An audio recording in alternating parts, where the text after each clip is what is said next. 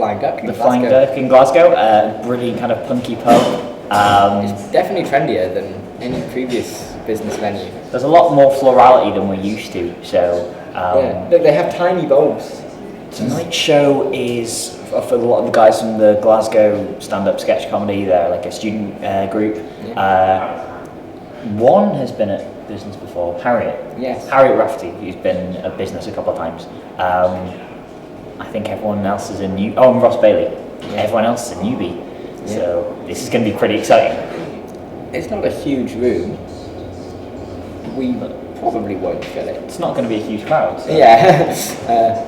It'll be fun, at the very least. Our crowd is a little smaller than I thought. I mean, this one's really tiny.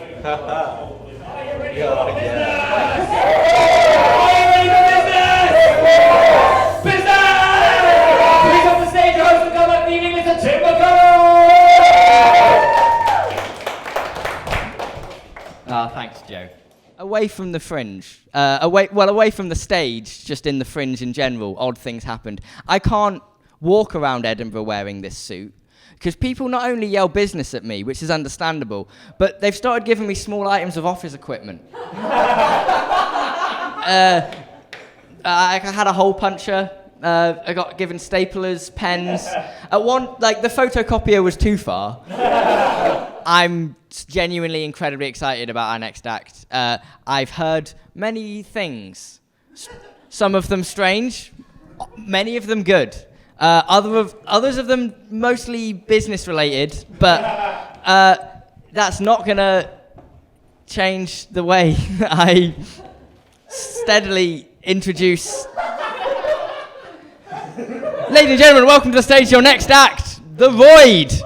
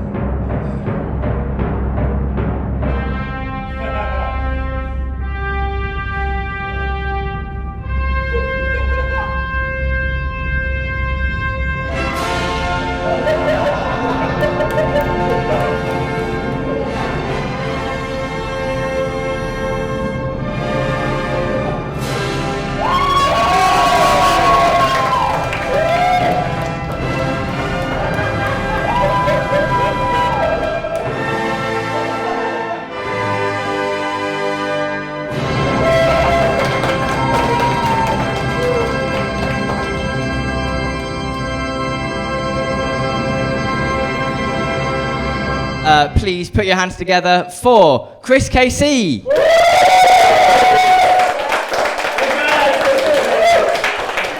Thank you. I don't even know how to follow that previous act. I've only got jokes, if that's okay. It's nice to be here. I was actually in Dumfries yesterday. I had actually high hopes about Dumfries because the train ticket was actually 18 quid. I was like, man, this better have a Disneyland or something. Dumfries is actually really white. If you didn't know that. Dumfries, if you didn't know this, is a fun fact. Dumfries is actually so white that 8 out of 10 dentists recommend it over other households. And everyone, please welcome to the stage, Harriet Rafferty. Hello! What kind of dog does a businessman own? A colleague. So about myself a little bit, I am basically leaving university in 3 months. And that's terrifying and it's scary business, because I'm going to have to get a job, and I'm going to have another answer from the question from my parents of, what are you doing that other than my best? Step 2, your application. Now that you've found the perfect job, it's time to write that cover letter. Make sure to keep it formal, but light-hearted. No dear sir/madams here. It's 2016. Try starting it with a professional but casual, "Sup, bro?" The sup shows that you're both casual and not a square. Employers hate squares. The bro component also lets your future employer know that you value office relationships. Who's bro? What bro? Your bro. The brotherhood of man. Ladies and gentlemen, please welcome to the stage, David Aumonier.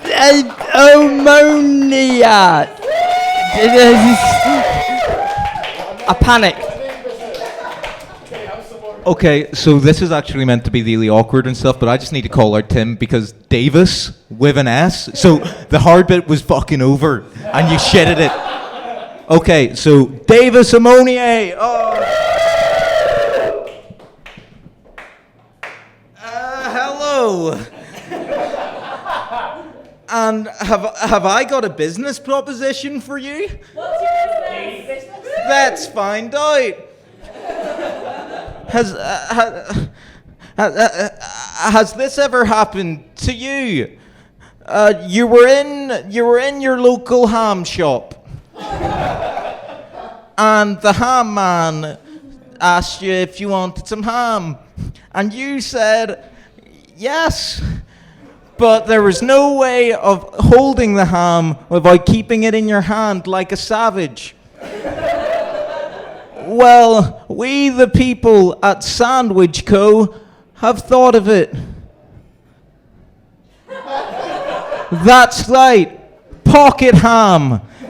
It's ham that goes inside of your pocket.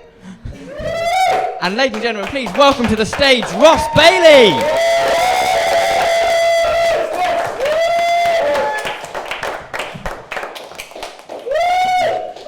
Yes, so I'm wearing a kilt, as you can see, and it's something I've started to do quite regularly because I love the one question you always get asked when you wear a kilt, no matter where you go, it always comes up, and it's the...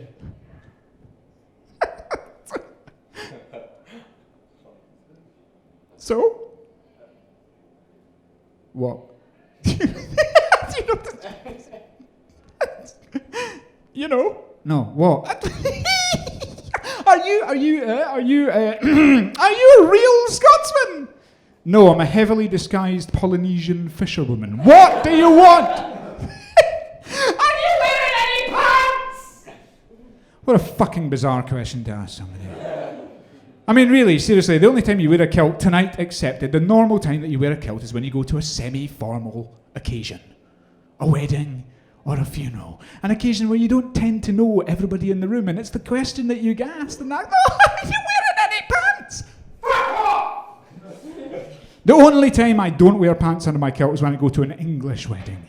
Because at an English wedding, there's always some pissed up 50-year-old woman who does ask the question and then doesn't wait for an answer and lifts the kilt up for a wee swatch just to see, and frankly, she deserves the surprise that she gets. Better question, who's not from Scotland here? Right, okay, while you're here, please, for the love of God, please, hire a car and get out of Glasgow. Okay, because the Kingston Bridge is not evocative of everything this country has to offer. Get in a car and go west. Over the Kingston Bridge, and it'll go from 5 lanes down to 4 lanes down to 3 lanes. And you'll know you're heading in the right direction, because the signs will stop saying, "Don't drink and drive," and it'll start saying, "You'll be stopping for a wee cup of tea." And you go up the side of Loch Lomond and keep fucking going, because there's people up there with bagpipes. Get beyond them. From 2 lanes, you'll go down to 1 lane, and you'll come round a corner, you'll be in the middle of nowhere, and there'll be a sheep in the middle of the road. And you'll drive up to it, and you'll beep your horn, and it'll look at you.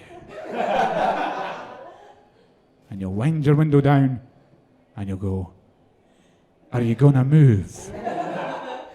And the sheep will go, "No."